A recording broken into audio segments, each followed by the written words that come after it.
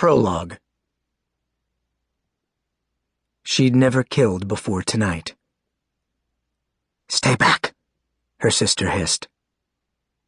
Jana pressed against the stone wall of the villa. She searched the shadows that surrounded them, briefly looking up at the stars, bright as diamonds against the black sky. Squeezing her eyes shut, she prayed to the ancient sorceress. "Please, Eva, give me the magic I need tonight to find her." When she opened her eyes, fear shot through her. On the branch of a tree a dozen paces away sat a golden hawk. "They're watching us," she whispered. "They know what we've done." Sabina flicked a glance at the hawk. "We need to move. Now. There's no time to waste." Keeping her face turned away from the hawk, Jana pushed away from the safety of the wall to follow her sister to the heavy oak and iron door of the villa. Sabina pressed her hands against it, channeling the magic that had been strengthened by the blood they'd spilled earlier. Jana noticed that Sabina's fingernails still bore traces of red in the cuticles, and she shuddered, remembering. Sabina's hands began to glow with amber light. A moment later, the door disintegrated into sawdust. Wood was no barricade against earth magic.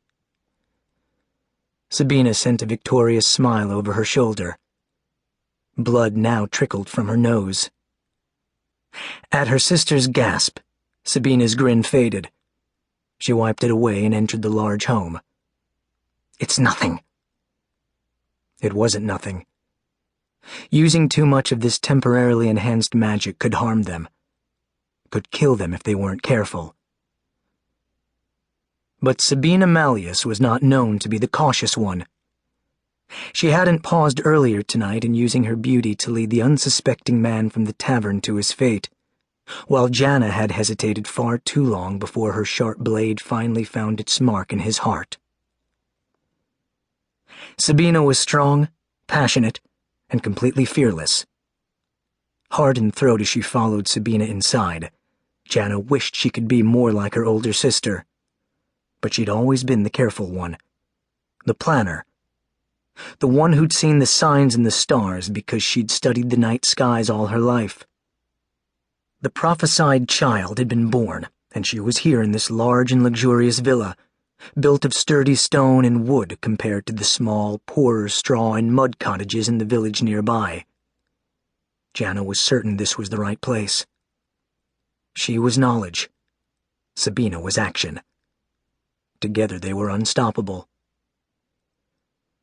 Sabina cried out as she turned the corner of the hallway up ahead. Jana quickened her pace, her heart pounding. In the dark hallway, lit only by wall-set torches that flickered their meager light on the stone walls, a guard had her sister by her throat. Jana didn't think. She acted. Thrusting out her hands, she summoned air magic. The guard lost his grip and flew back from Sabina, slamming into the wall behind her hard enough to crush his bones. He crumpled to the ground in a heap. Sharp pain sliced through Jana's head, agonizing enough to make her whimper. She wiped at the warm, thick blood that now gushed from under her nose. Her hand trembled. Sabina gingerly touched her injured throat. "Thank you, sister." This fresh blood magic helped speed their steps and clear their vision in the darkness of the unfamiliar, narrow stone hallways, but it wouldn't last long. "Where is she?" Sabina demanded. "Close. I'm trusting you." "The child is here. I know she is." They proceeded a few steps more down the dark hallway. "Here." Jana stopped outside an unlocked door. She pushed it open and the sisters moved toward the ornately carved wooden cradle inside the room. They looked down at the baby, swaddled in a soft rabbit's fur coverlet. Her skin was pale white with a healthy, rosy glow to her chubby cheeks. Jana adored her instantly. The first smile she'd been capable of for days blossomed on her face. "Beautiful girl," she whispered, reaching into the cradle to